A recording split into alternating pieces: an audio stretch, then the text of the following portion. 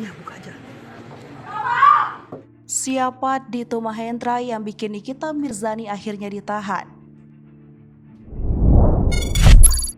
Dito Mahendra melaporkan Nikita Mirzani atas tuduhan pencemaran nama baik. Imbasnya, kini Nikita telah ditahan di Rutan Kelas 2B Serang atas kasus Undang-Undang ITE dengan tuduhan tersebut. Nikita Mirzani mulai ditahan pada Selasa 25 Oktober 2022. Setelah berkas perkaranya dinyatakan lengkap dan dilimpahkan ke Kejaksaan Negeri Kejari Serang. Artis yang kerap disapa Nyai ini sempat berteriak histeris karena tidak terima dengan penahanannya.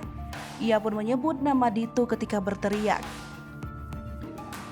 Dito Mahendra diketahui merupakan kekasih dari penyanyi Nindi Ayunda. Berdasarkan informasi yang dihimpun dari berbagai sumber, Dito merupakan seorang pengusaha. Nindi pernah mengklaim Dito juga merupakan salah satu pemilik Taman Mini Indonesia Indah. Sosok Dito Mahendra ini tidak pernah muncul secara langsung di depan kamera. Selama kasusnya dengan Nikita Mirzani bergulir, ia hanya diwakili oleh kuasa hukumnya.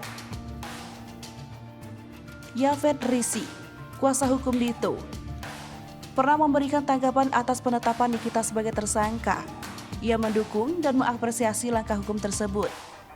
Yafet juga saat itu mengatakan Dito ikut memantau perkembangan kasusnya melawan Nikita.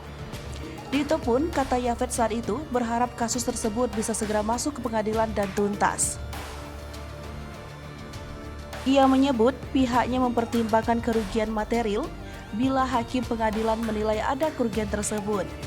Sementara itu, Yafet mengatakan Dito Mahendra lebih menyerahkan kasusnya kepada kuasa hukum, sehingga tidak diketahui kepastian pria tersebut muncul ke publik.